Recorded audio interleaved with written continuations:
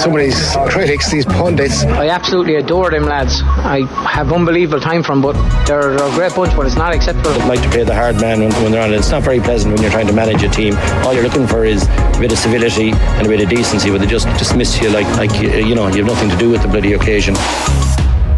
All right, 9:20. You heard it in the ads there. Will, welcome, by the way. Good morning to you. He's there.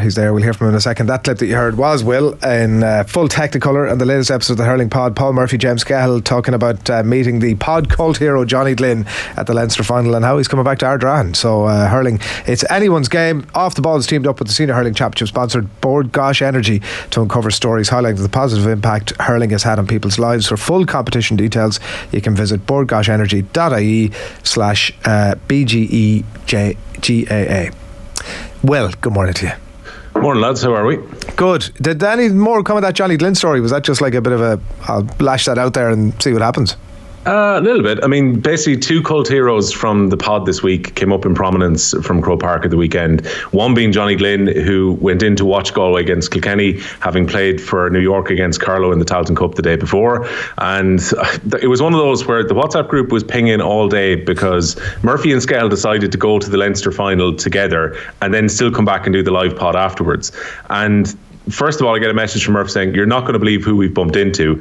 And there it is, the photo with Johnny Glynn. The lads are having a bit of a chat and Skell's doing his best to try and convince him to come back and play for Galway. Now, if he is going to come back in 2 to 3 week periods to play for Ardran, that is a massive boost for them, for the Galway Club Championship, to have him coming back from New York. My understanding from the other conversations that happened with James Skell is that he's still going to be based in New York, but he wants to come back and play in this summer for club. And then which he's done before. He's done before, yeah, but it's a huge commitment to do that for your club. Then the guys bump into Showtime Murph, who's a regular contributor in the YouTube comments, and he pops over and buys them a pint in the Croke Park Hotel first.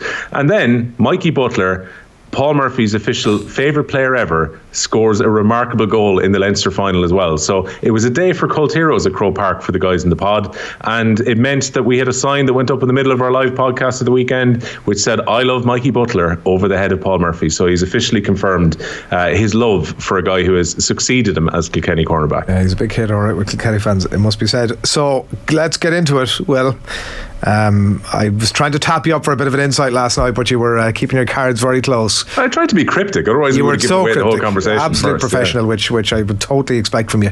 Go on, lead us on here. Well, okay, I imagine we want to start towards the bottom of the power rankings then. So only 3 of the teams in the bottom half have actually played since we spoke last about the power rankings. And Meath have to be respected for what they've done this year, a double, winning Division 2A of the National Hurling League and then completing the Christie Ring the week before last. So they're up to 17th. Kildare go down to 18th. As you mentioned before, such a disappointment for Kildare with the way the summer went, given that they got to the final in Division 2A against Offaly, had played reasonably well in Portlaoise before that, and you're thinking this is a good platform for them going into Championship in the Joe McDonagh, but then they were relegated, so they will go down to the Christie Ring, with Meath coming up to the Joe McDonagh as Division 2B champions from this season as well. So Meath up to 17, Kildare down to 18. Down Kerry, Laois haven't played since we spoke last. Offaly stay in the same position. They were in 13th ahead of the Joe McDonagh Cup final, beaten by Carlow, who are in 12th place. So Carlow going up to the Leinster Senior Hurling Championship for next season.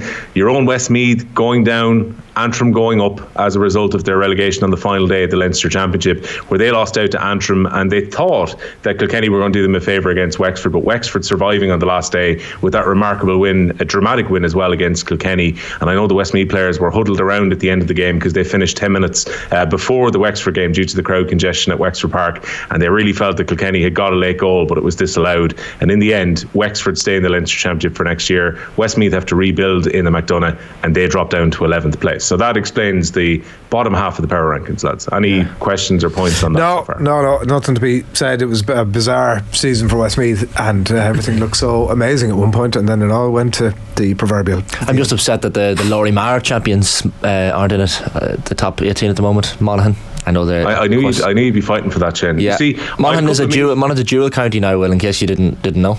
And I would encourage that entirely, by the way. And I'd encourage anyone to listen to Martin Fogarty, who spoke to us a few weeks ago about the development plan to try and get hurling going in Ulster, and maybe where that is at this point. But I made a kind of a clear outline about the way we were going to do this at the start, that basically you had to be in the top 18 to get onto the power rankings. I had a few Meath fans when they were going well in Division 2B of the league saying, hey, where are we on the power rankings? I said, if you win Division 2B, you'll get into the top 18. That happened. They've now won the Christie Ring, and they're now up to the lofty height of 17th, which I think is the highest we've ever had them in the hurling power. It's fair. I think the true spirit of the power rankings has to be that you can just do what the hell you want. Add in a team will make us do the anti-Seb Blatter. Come on. Yeah.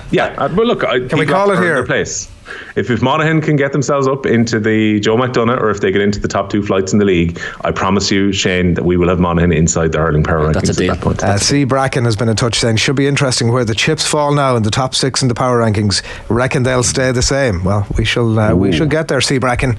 You hold your horses just a second. So you can just throw up that last screen that we were looking at there, because I think it had. Yeah, so this takes us up to 7, Will. So there's a couple of changes. Yeah, I mean, look, Dublin are getting ready for a preliminary quarter-final this weekend against Carlow. So they're up to 7th place. I think Waterford, despite the fact that they beat Tipperary in the last round, go down 1 place into 8th. Their championship has come to an end, but maybe that is a morsel of comfort, the way that they played against Tipperary when the shackles were off a little bit. I thought Waterford put in a very good performance, as disappointed as Tipperary will be to have not got through to the Munster final when it seemed that it was very much in their own hands. And I think most of us had written down that it was going to be Tipperary against Clare ahead of the final round of fixtures for that Munster final. I think Waterford have to drop down to 8th. Wexford preserved their position in 9th, given that they stayed up in the Leinster Championship at the end.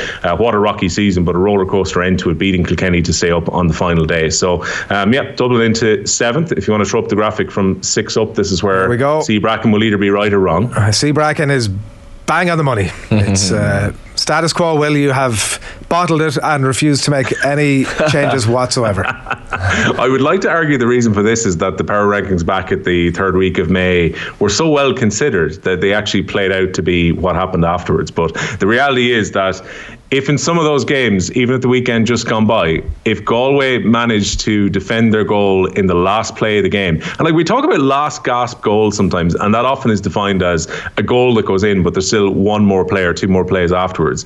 This was literally the kind of Hollywood moment where Killian Buckley, who's never scored a championship goal in his life for Kilkenny at senior level, steps up, edge of the box, the ball comes back out from Pádraig Mannion's kick, couldn't have landed to him any better, and even though it was one of the most streaky shots you'll ever see, it finds its way into the Galway net. Kilkenny do 4 in a row. Kilkenny have got a very direct path now to the All-Ireland final, and Galway have to go on a very, very difficult side of the draw.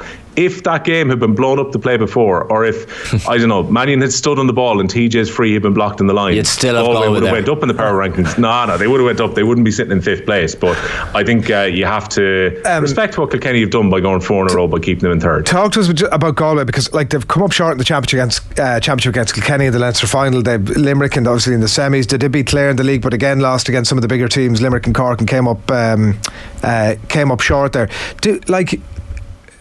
There's an expectation obviously with Galway that they're in the top 2-3 teams in the country, but are they starting to have enough of a bank of results, bad results against the bigger teams, to suggest that there's something amiss here?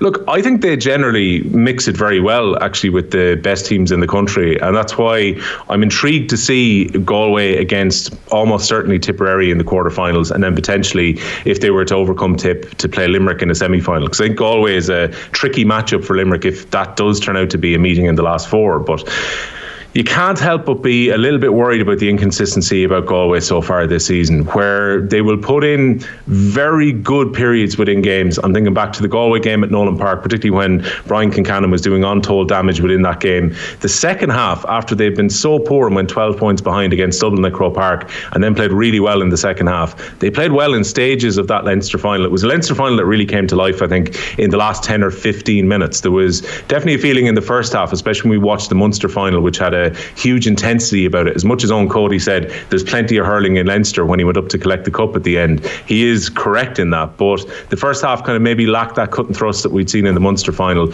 but they went hammer and tongs in the last 15-20 minutes, and Galway showed that they're right up there with Kilkenny. They obviously drew in the group stages of the championship as well. So when Galway are on it, Galway are right up there with the very, very top teams. It's just this year I don't think we've quite seen them come to form, and they will have to be at their very best if they're to win their next couple of games to get to an All-Ireland final.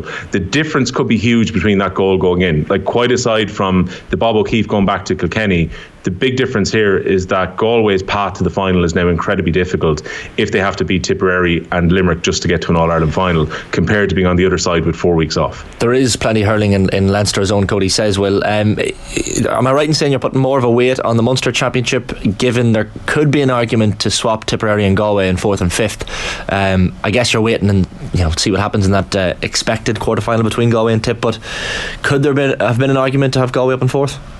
Yeah, look, there is definitely an argument for it. I mean, I kind of understand where Jackie Tyrrell is coming from. He said earlier this week that he thinks Tipperary are probably the team to watch from here on out, as even outsiders to lift the McCarthy, whatever, about getting into an All-Ireland semi-final when they take on Galway in a couple of weeks' time. So I think Tipperary did very, very little wrong in the Munster Championship. They were good throughout the league as well, and then the Waterford performance was the one that let them down. I look at the team that they've named this morning ahead of the Offaly game tomorrow. They're going strong. Jason Ford is back in the team. Big boost for them to have Gearóid O'Connor back fit enough to be on the bench. They look like they've got that bit of depth about them in their panel, which maybe they didn't have a few weeks ago with the injuries that they'd picked up. And I believe there's a massive Tipperary support going to Tullamore tomorrow afternoon. A county board official told me on Wednesday evening that almost 7,000 tickets have been sold, the vast majority of them for Tipperary supporters. So it's going to feel like a Tipperary home game tomorrow. I think it's very difficult for the teams who lose the Joe McDonagh final to be motivated going into the All-Ireland preliminary quarter-final.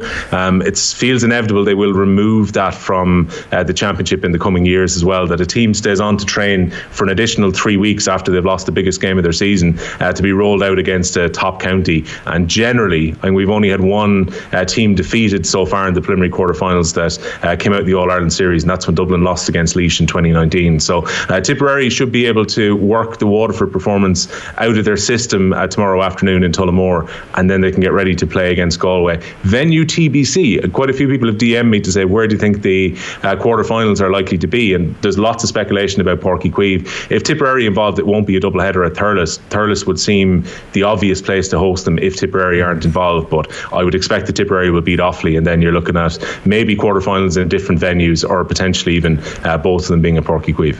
Very finally, very briefly, the top two. I think there'll be a lot of Clare fans obviously very disappointed after the weekend. You were asked a question about the Leinster final earlier on, so I'll go with that. If they had a squeak through, would you have changed that order, or still believe that would have stood through? Oh, it'd have to be tempting, wouldn't it? Because the All-Ireland champions have never been beaten twice in the year afterwards and then gone on to retain their crown. So it would have put Limerick into a sticky enough position if they'd lost against Clare at home. Would you have changed the championship? I think I would have been very tempted to, yeah. Would you have changed it? He will doesn't deal in hypotheticals, you see. I like what you're dealing me towards here, where it's like, would you have changed it? Definitely. Well, I'm getting a lot of political responses here. Will let's barrack him and push the him here. I think Clare probably would have went top of the power rankings actually if they'd won, because if you go to the Gaelic grounds twice in the 1 year and beat the All-Ireland champions, the best team that we've seen over the last 5 seasons, you'd have to respect Clare doing that. And look, realistically, they probably should have won it. Quite aside from the free that they should have had, they should have had 2 frees in the closing stages of the game, which would have sent it to extra time. Clare would be left to bemoan the wides that they hit during the game as well. Clare had every chance of turning over Limerick again. The question now is, Limerick, who've been top of the power rankings throughout the entire year, will they kick on and maybe come up a couple of other gears as they go into a semi-final now after a break? Because Cian Lynch has got a bit of extra time for his hamstring to get right. We'll see if Gearóid Hegarty hits a little bit more form. Aaron Gillane is now playing in incredible form, scored 111 at the weekend, which was crucial for Limerick. And I heard Kieran Carey say yesterday he reckons Limerick are operating at about 50%. It's scary if they could add an extra 50% onto what they're doing now, because the record in finals, Adrian, is disgustingly good. They've played 12 finals under John Kiley. They've won all 12 of them. So generally when Limerick get to the business end of a championship, they have have what it takes to turn that into silverware. But Clare have got every reason to think that they are still major contenders in this championship. Obviously, that's why they're sitting in second place. You would think that Clare will beat Dublin or Carlow in the quarterfinals, and then they'll play Kilkenny, which is an opportunity for a measure of revenge, because Clare will be so disappointed with the way they performed at Croke Park in that semi-final last year, and they would love, I would say, to reset a trilogy fight against Limerick in the All-Ireland final at the end of July. Nice one, Will. Fair play. Thank you. Cheers, lads. Talk to you soon. Power rankings. I absolutely adore them lads. I have unbelievable time for them, but they're a great bunch, but it's not acceptable